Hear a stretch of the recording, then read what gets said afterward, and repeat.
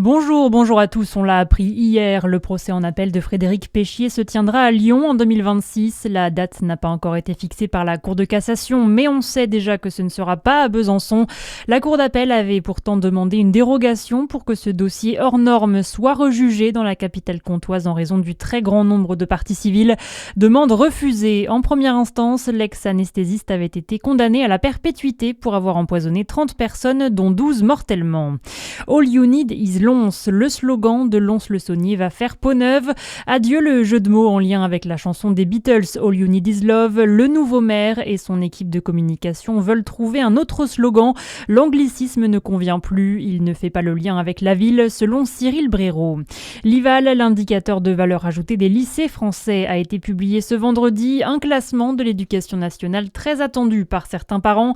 Taux de réussite au bac, taux de mention ou taux d'accès à la classe de seconde. Le diagnostic permet d'établir la performance d'un établissement.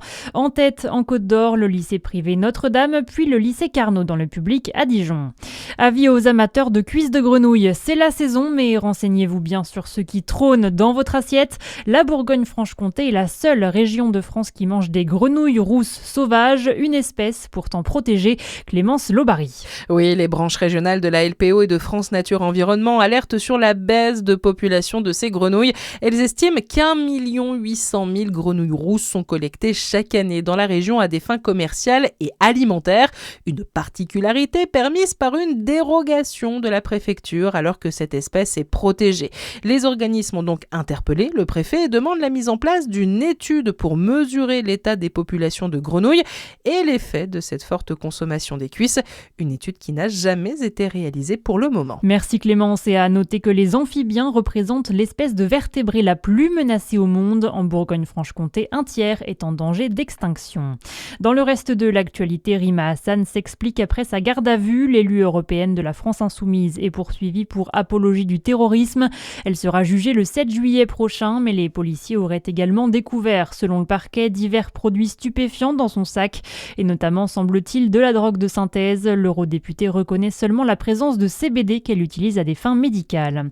Vous allez être nombreux sur les routes en ce week-end de Pâques. C'est orange aujourd'hui dans le sens des départs dans tout le pays, rouge en Auvergne-Rhône-Alpes et en Île-de-France.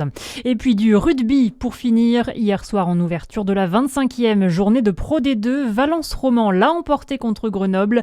La suite, c'est ce soir avec Agen-Vannes et Colomiers-Dax. En parallèle, la Champions Cup de retour avec les huitièmes de finale. 4 clubs français sont encore en lice: Castres, Toulouse, Toulon et l'Union Bordeaux-Bègles. Voilà pour l'info près de chez vous. À suivre votre météo sur Fréquence Plus.